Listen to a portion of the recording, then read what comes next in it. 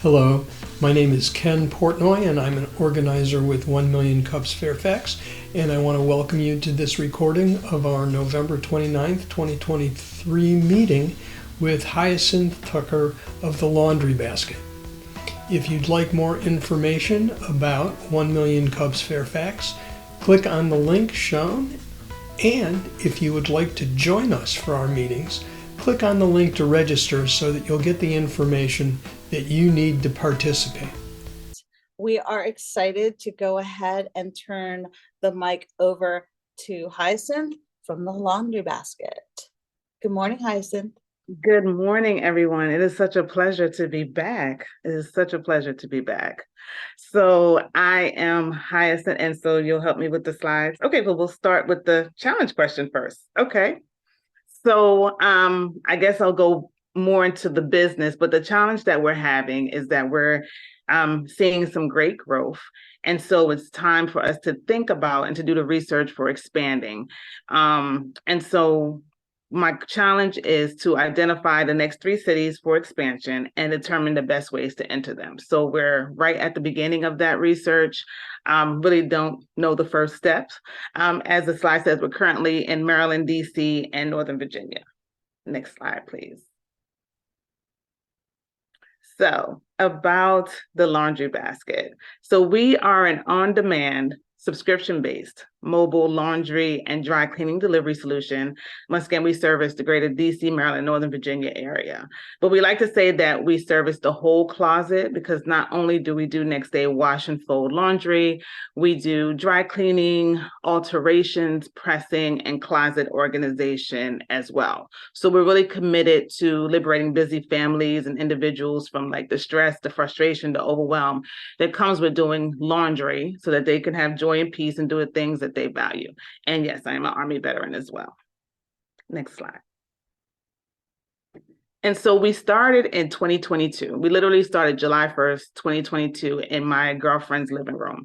I'm in her living room and there are clothes everywhere. And I mean everywhere. And as I'm talking to her, I'm like picking up clothes at the same time. And she's just telling me about how busy she is and just how overwhelmed she is, and that she just, just doesn't have the time. She actually hates doing laundry as well. And she said, I wish that someone would just come and just take all these clothes and just wash them, fold them, bring them back to me. I'll pay for it, but I wish, someone would just come and do that. And I don't know what got into me that day, but I said, I'll do it. And so that's where the Laundry Basket first came about. That was my first customer. And since then we've grown. So since July of 2022, it's been a really interesting, 14 months, if my math is right. So now we're a team of 6. We have a fleet of vans. We do a lot of, we've had a lot of good contracts. We have a partnership with Comcast. We have a contract with Southern Management Properties, with the Hyatt Regency. We recently became a subcontractor on a government contract to service the military bases. So we're providing pickup and delivery from the Pentagon, Fort Belvoir, and Fort Myer. And we also do a lot of things in the community as well. So we work with nonprofits who have like a clothing pantry. And so we wash the clothes that come in, and then we deliver them to local homeless shelters. We also work with laundromats and dry cleaners who don't have pickup and delivery services currently. And then we provide that service so that they don't have to, provide staff for that. So far, the reviews have been really well. We have a consistent 5-star Google rating. We have a 94% retention rate. Once again, we are subscription based on the residential side. We recently were featured on ABC News. So we've just had a lot of good things coming on. We also, our social impact is that we do hire military spouses, as well as returning citizens and individuals with disabilities as well. And then our long-term plans, of course, are to expand into different regions and to go into the uniform and linen supply field as well. Next slide. Okay, I think I kind of did a lot in that one slide. So once again, we are subscription-based. We also have fee for service as well. We also do contracting as well. Next slide. And so our value proposition, so what makes us different from like our main competitors, I don't know where I got that word from, competitors, is that the first thing is that we're a one-stop shop. So like I said, we do laundry, dry cleaning, alteration. So most of our competitors, they may do one of the three or two of the three, but not all three on a consistent basis. We're also very community focused. So like I said, we're in the community, there's a face behind the brand, we're sponsoring, we're vending, we're attending events, so that people really get a chance to really get to know the company. We want people to feel like we're part of the team, like, you know, it's a team, you know, making sure these households are well taken care of and that we're part of your team. So you'll either meet me or, you know, one of the other staff, but I at least try to make sure that, you know, my presence is felt at least at the first time to meet each client. The third thing is that we are an eco-friendly company as well. So we use sustainable products, packaging, etc. And so we're on our way to getting certified so that all of our practices are that. But we definitely see a difference in reducing the carbon footprint, you know, with people not having to travel to the dry cleaners, not having to travel to local laundromats, not just putting that one shirt in the washing machine, because I know that's what most people are doing. They just need that one shirt so they wash it. So we're just making sure that we're helping and making, you know, the planet better. Next slide. And so our target audience. So of course, when we first started out, it was moms of small children. So we've of course expanded that. We have clients that are seniors, we have busy entrepreneurs, we have colleges, we do government, we have a contract with the University of Maryland at Shady Grove. We also have a contract with Howard County government and Prince George's County government. We want to get into different things, but that's where we are right now. Next slide. Sorry.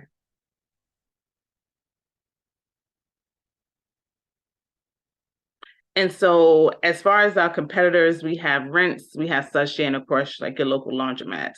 So with Rents, it is a very niche market of Washington, D.C. and the suburban areas. Their pickup times are very rigid. It's 7 to 10 p.m. each day. We are an on-demand, so we're available 7 days a week from 6 a.m. to 8 p.m. It also is a little bit pricey, so each bag is $60 at Rents.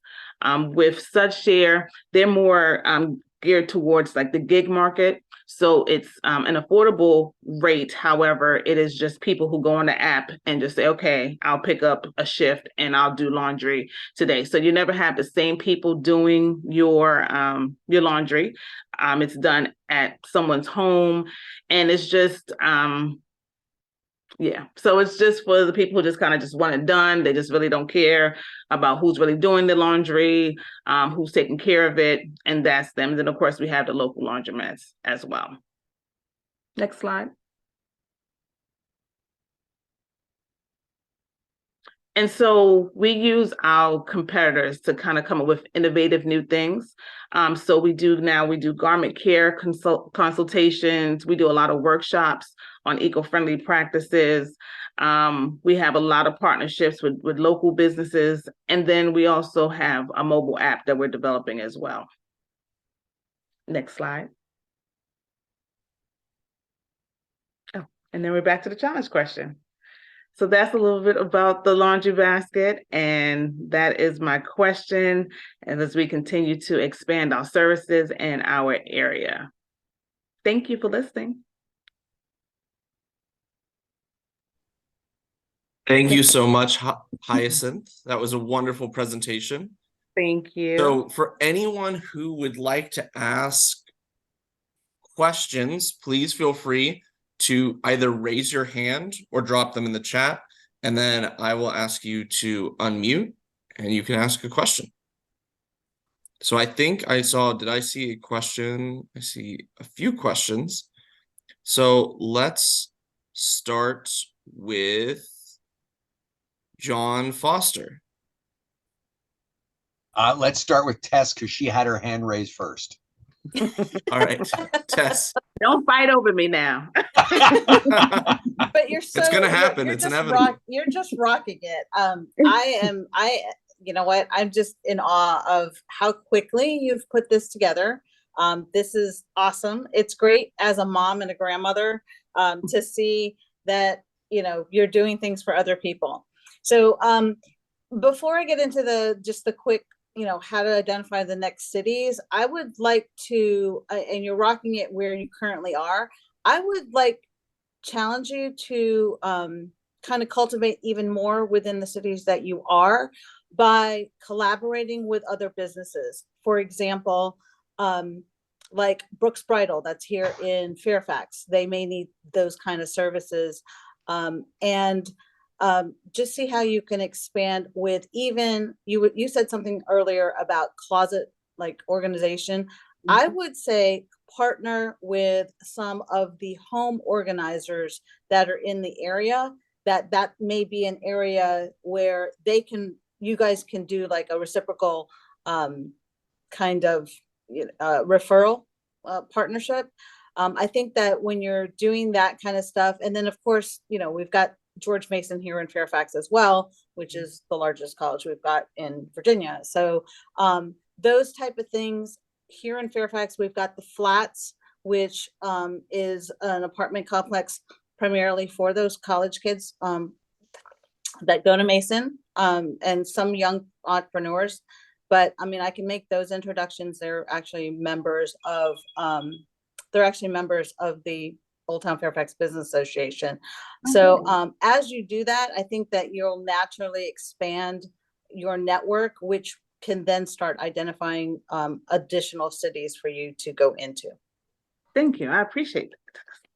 And I will definitely follow up with you with that. Thank you.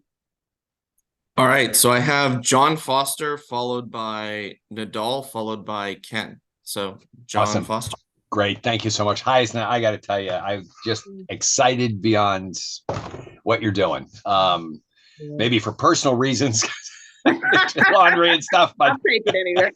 I'll take that. But no, it really is wonderful. The thing I was thinking about though was and I'm sure you may already have a handle on this, but understanding where you are and from a concentration standpoint, who are the demographics around what you're trying to do and where your success is, and then looking for those places or counties that mirror those demographics for success. Yes. So we currently have, so just on our laundry side, because it gets kind of convoluted because we do different things and, but just on the laundry side, we have about 242 monthly subscribers. Okay. And 80% of those subscribers are families with small children. We do have like the busy corporate executive, that type of thing as well. And so we're looking, I guess, for like those suburban areas, so yes, we definitely do need to think about who is our real target market when it comes to the laundry service, because we won't expand the dry cleaning and the alteration, but at least the laundry service part. We received our federal trademark a few months ago, and I think I just got a little happy with it. It was like, okay, now what can we do with it? So I think this is where this question is coming from. But this is just the research. It probably won't happen to 2025-ish, but it's just, just nice to kind of think about it. And so just to challenge myself with it now as far as that process. Great. Thank you. Thank you. Fantastic. Nadal. I think Ken raised his hand before mine if he wants to go. Just so everyone knows, Scott's trying to be polite to our guests. Organizers like Ken and Tess and myself and John Rittenberg, we get to go last. So guests are most important. So I appreciate you, Nadal, for calling that out, but that's what Scott's thinking. All right. Thank you for that. So Hyacinth, this is wonderful. I love this idea. I love your company, especially as a banker. We do dry cleaning all the time. Now, but you just said right now that you don't want to expand your dry cleaning side. But I was thinking you could definitely grow your business if you go into bank branches and offer your service. Just, give your card and let people know inside of different banks, and then you could pick up from the bank and drop it off during business hours. And you could have maybe 4 or 5 clients right then and there in one location. Just an idea. Right. That is actually a great idea. And I don't really know why I said that. I think because it's just the logistic wise of just having those 3 services, I'm kind of used to my local area. Like if we went to Philly, I was like, oh, how would we manage that? But I think that's just my fear talking, because we would definitely want to, of course, do as much as we can and get as much market share as we can in other cities as well. So yes, I agree. Thank you. Dry cleaning it is. And that actually is where we make the most profit, is our dry cleaning services. So yeah, we definitely do need to continue that. Am I up? Yes, Ken, and so then I Carmel. first, Hyacinth, I'm going to pile on with everybody else. Your growth and development in a short period of time is extraordinarily impressive, and your entrepreneurial spirit, the way that you're reaching out into different places and niches, is remarkable. 2 things to ask questions about. Do you use your own facility? No. So we contract with 3 laundromats and 3 dry cleaners. So we use their facility. So we kind of have like an agreement so that we can have access to their stuff, their equipment, whenever we need it. And then of course we get like a discounted rate as well. So it allows us to be mobile, flexible. The fact that we don't have a physical location, we can kind of move in different places. That makes it more convenient. Okay. And are you familiar at all with the ancient local dry cleaning pickup and delivery company, Bergman's? No. Bergman's was started as soon as trucks were on the streets in the 1920s, and grew into a substantial facility in Arlington and had reach throughout the DMV. And the Bergman family, I believe, grew to be substantially wealthy as a result of their operations in the dry cleaning business. So their factory was sufficient even to do rugs. Oh, wow.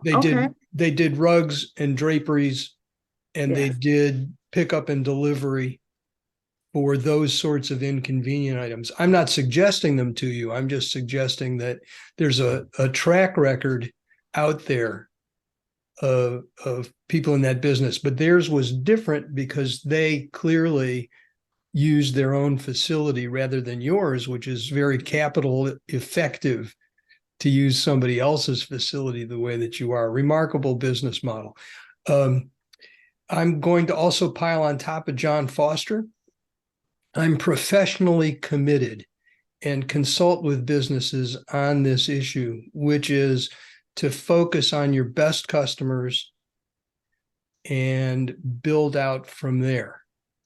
And so what I'm thinking is we might have a conversation about that, but that may help you to focus your business in a way that allows you to grow effectively. And to grow in a way that's workable and doesn't overextend your reach. And so Philly, that's a big deal. Unless, depending on what your model is, your model may be different. You may be looking for somebody to run Philly, right? And a more franchise basis, which would be a whole different approach to growth. So, but it's those are the kinds of things that I would be interested in helping you with if I could. But I'm not supposed to pitch anything, so I apologize. Well, thank you for your encouragement and support, and we will definitely talk again. I'll look forward to that. Thank you. All right, Carmel, and then I have Jen and John. Hyacinth, hi, nice to meet you. Nice to meet you as well. First of all, I will echo everybody's statements of really impressive. Like, a year and something. You're my hero. Just the way you took that vision and you acted on it, like really way to go. So my hat's off to you. My dirty child off to you. Thank you. I had two questions. First of all, I saw you were talking about the rug cleaning. Seriously, I've been driving around with my rug in my trunk for I don't know how many days. And so I was like, ooh, that's really, really smart. So the question I have is, you spoke about doing some kind of a certification process for being an eco-friendly business, which I think is, wonderful in many, dimensions. One, because it's, it's the right thing to do, right? The sustainable thing to do. It also can set you apart as a business. I would love to, number one, hear more about what that process is and what it means, and see, does it also extend to the process of cleaning that you're doing? Because as a physician that's working with people to help them prepare for pregnancy, I want to help them get toxins out of their lives. And I know they're already using dry cleaning, right? So if there was a service that was using non-toxic products or less, or, like anything's got to be better. I know I, as a physician, would be interested in collaborating with that. And I'm sure there's many more healthcare providers that are interested in that. So thank you. Yes. So just to quickly answer that. So yes, it definitely goes just beyond, just water conservation, carbon emissions, that type of thing. It definitely goes towards the products as well. So dry cleaning, we really are looking more going to like wet cleaning, because the products that are used in dry cleaning, not to get too technical, are kind of, not really great for you. And of course, that's something that's creating a film on clothes and you're putting it on your body. And so we already know where that's going. And it also damages the fibers of the clothing as well. So it's a lot of things that are not the best when it comes to dry cleaning. So yes, that is definitely where the industry, well, not everyone, but that's where the industry wants to go into, doing more of wet cleaning and not dry cleaning. So of course you wouldn't notice it as a consumer, but on the back end, definitely using different products than what we're currently using. Great questions, Carmel. I'm going to hand it over to Jen and then John. I agree with Ken around deepening relationships in current cities. What I might recommend is thinking about what's the sort of point of diminishing returns, where how many more vans or people can you add? What can your facilities handle capacity wise? And then use that as a framework for where do you choose to go next? Do they have facilities? Do they have the environmental friendly pieces? Like have a checklist of, do these cities meet these criteria, not just demographics, but infrastructure? I love that you talked about veteran military spouses. And so, do you have organizations you can partner with in that market? One of the things I was thinking about as far as deepening relationships in existing cities and even thinking about for expansion is, are there companies either headquartered there or operating out of there that have veterans programs that value that connection that you have? That's a differentiator. And so there are, from the Fortune 500, there's probably, I know there's top 50 like companies who work with veterans. Capital One is one, there are others, but I would definitely think about companies who are in the cities that you want, who have a significant physical office presence, where offering your services could be a great employee benefit. Thank you. So just something to think about that. And the last two thoughts, or I guess questions, are you doing, just given the holidays are coming up, do you have holiday gift cards? Like, what does that look like? How are you doing customer loyalty and making sure you're keeping your current clients too?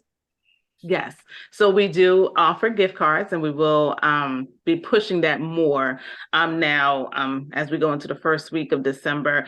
We tell people it is a great gift, a very unique gift to give someone, especially if they just had a new baby, if they're going through a bereavement time, those times when you really just, laundry is the last thing that you really want to think, on your mind, and so we really push that as well, especially now as it's, families are gathering together. So you want to make sure that, your linen are smelling good and looking fresh and everything like that. So so definitely this is definitely the time for the push when it comes to that. And as far as customer loyalty, we do have a referral program, and we do give nice gifts to our clients at the 1 year mark. So yes, we were able to do that starting in July of this year. Yes. And as far as the expansion, I definitely don't want to do anything too fast. It's just in the back end, of course, we're looking at the trends. And one of the trends, well, two trends that we're seeing is that a lot of cities, regions are starting to urbanize.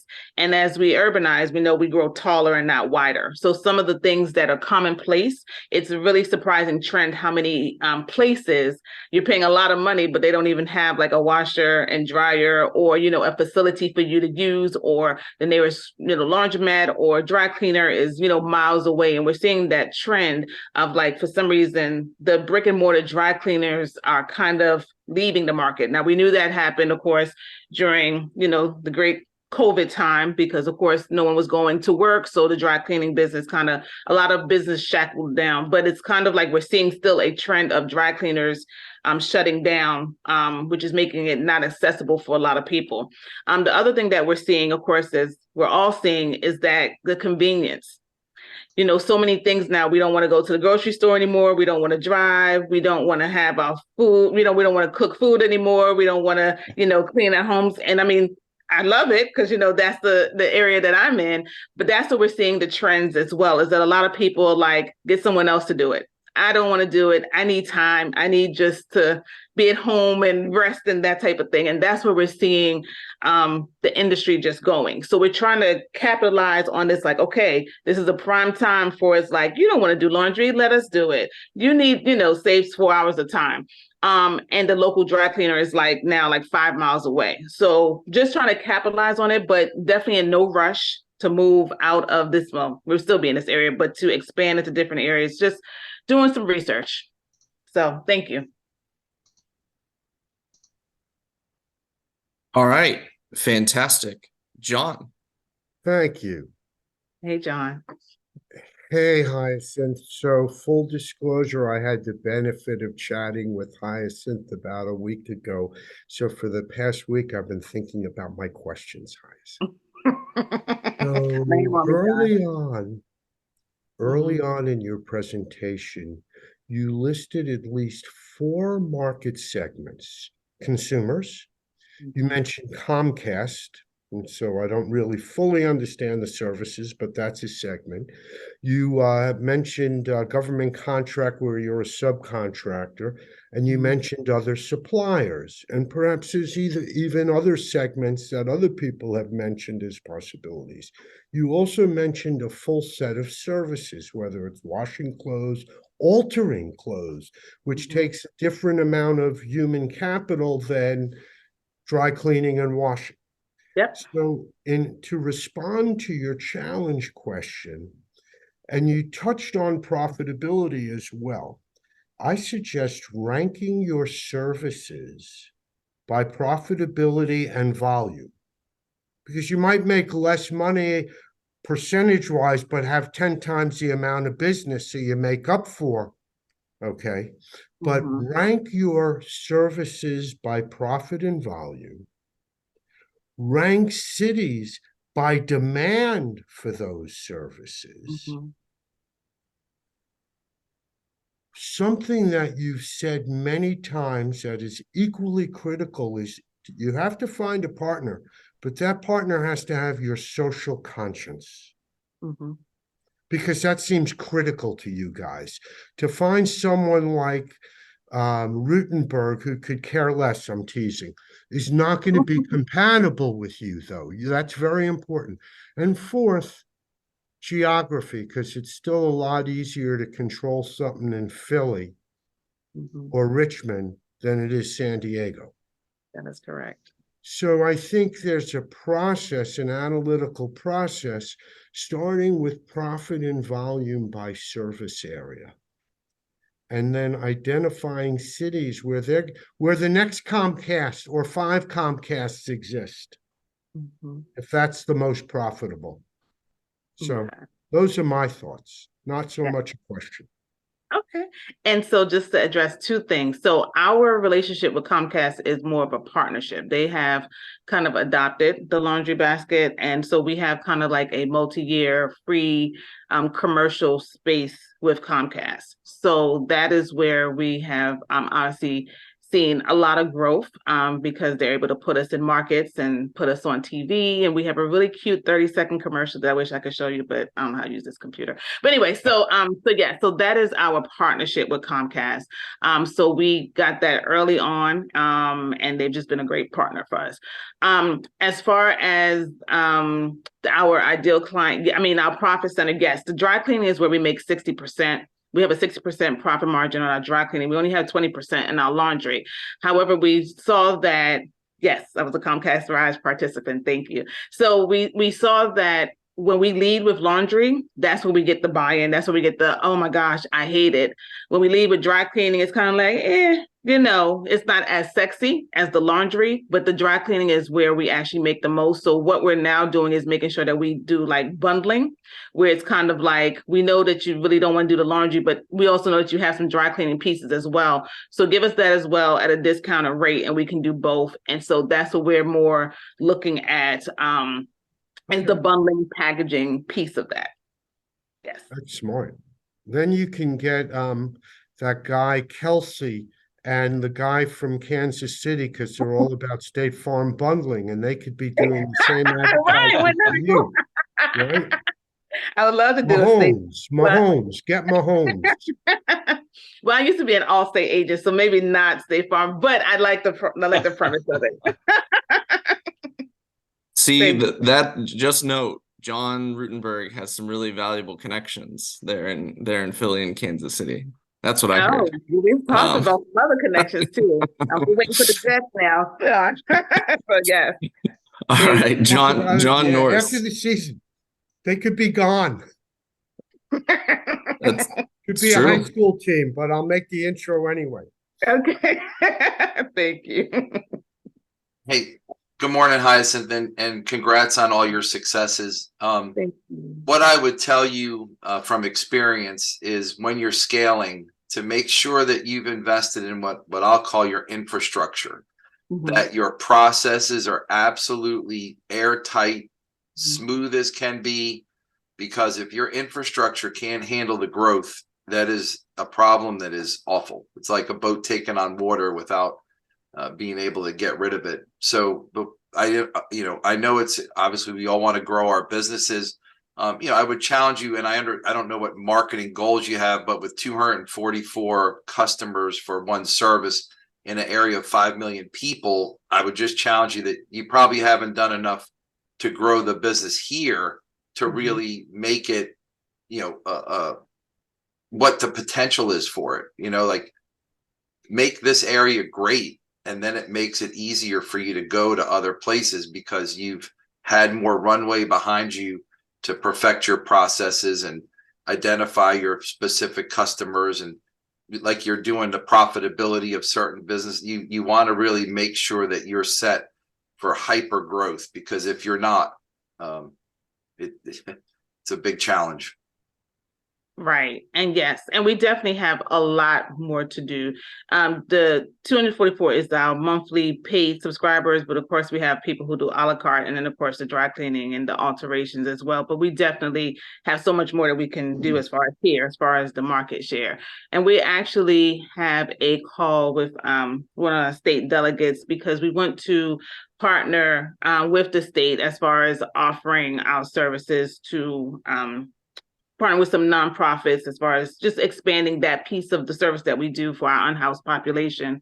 So we're actually seeing how we can put that together and get funding from the state to do that as well. So we have a lot to do here in Maryland. One other thing I would challenge you on is to figure out what your customer acquisition cost is, and then what your revenue per customer, because then you could show a model that says, for every customer we add, it's X, cost to get that customer. They generate X amount of dollars, obviously, hopefully profitable, because it's great to know that each one of your different silos has a margin of, ranging from 20 to 60. But what is the lifetime value of me if I come on for 1 year or 1 month? What, are you losing money when I sign up because it cost you $100 to acquire me as a customer, and I'm only doing, say, $100 at 60% even revenue? You don't want to turn on a business model that your customer acquisition costs are killing you either. Yes, we're looking into that. Right now, we don't do anything like paid. So, it's really been just word of mouth, referrals, and, events, networking. But we are looking for 2024 to go into like the paid ad, like Facebook, Google, that type of thing. So we definitely need to look at that. I think your services are really great. And I think, obviously advertising or marketing would help, the cost or I don't know those, but that's a great way for something like you to grow using social media. Absolutely. I think with a niche business like yours and doing unique things, it's a great story to tell. Well, continued success. Thank you. I really appreciate that. Thank you so much. Thank you.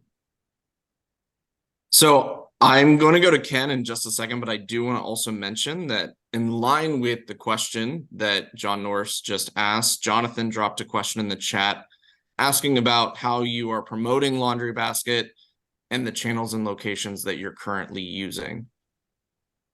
Yeah, so everything has been, I guess, as they call it, in person. So it's just going places, talking about it, passing out business cards, flyers, our partnerships with different organizations and businesses. So we have not done anything paid because, like I said, even the Comcast is free. So we haven't done anything paid as of yet, but that is the direction that we want to go into because we know we would be able to hit a large amount of people if we do that. Okay, Ken, and then I think we'll wrap up with announcements. So most entrepreneurs, if you ask them what do they need to do to grow, they'll say, I need to acquire more clients. And so my question is a little different than that. My question is, and it's on top of some of the things that have been said before about infrastructure, what are the limits to growth that you currently see in your business where you can go this far and then you hit the wall? What are the resources? Is it capital? Is it employees? Is it trucks? What are those barriers to growth that you're currently seeing? Definitely it's a capacity. So as we continue to grow, like you said, there's more staff, more vehicles, more gas, more partnerships with laundromats and dry cleaners. So we definitely hit walls at certain times, and it's like, okay, we got a big order from University of Maryland that requires, like with the hotel, that was when we got the Hyatt Regency, that was definitely we need a whole new staff that just does that, because that's a same day turnaround and the type of items that we're doing there. So yeah, as we get different things, it's just kind of just pushes us into like, okay, we need to bring on more so that we're able to do it. So it's not so much a capital, it's more of just me realizing like, I can't have other people doing this type of work. Like University of Maryland, the amount of banquet linen and stuff like that, that's just another staff that just does that. So those are the types of things that keep me up at night, is just making sure that we're able to keep up with the demand as what was already stated, because we don't want to get into a situation where we over promise and under deliver. And so, yeah, I was like, is it under? Okay, whatever. So anyway, so that's the biggest thing, is just as we grow, how do we make it work when we get it?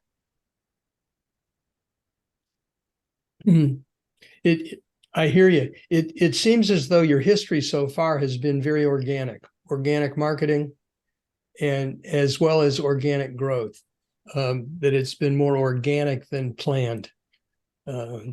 Yes, definitely. This is not us. This is not what I planned. When I stood in that living room last year, this is not how I saw it. And we kind of just like, I met someone at a veterans event, and she had like a horse farm, and she was like, "Can you waterproof our horse blankets? You know, clean them." And I had never done that before. I had no idea that horses have blankets. So it was just like, you know, but we figured it out, and now it's like, now we're in the horse blanket cleaning and waterproof business. So it's kind of like as things come. So it's kind of good and bad, but we're making it work. So yeah, it's definitely not our strategy. Most of the things that we have acquired was not something that we set out, honestly. We really didn't. Yeah. But I'm grateful for it. I'm going to close out with the famous quote. I believe it's George Foreman. Everybody has a plan until you get punched in the face. Yes, I've heard that. Yes. Well, right. Thank you. I don't know if that was a good closing, but thank you. I'll take it. So this is I'm going to move on, Scott or Tess. Please. I would like Tyson. I think Tess, this is you. Sure. So Hyacinth, what can 1 million cups, what can our community also help you with today? Wow, besides all the great information that's already been shared, you know, any partnerships, anywhere that you can see that we can partner, that we can have, you know, our target market, that would be great. So just continue to think of the laundry basket. And if you see a need, you know, please let us know, or please mention us, refer us, and that would be great.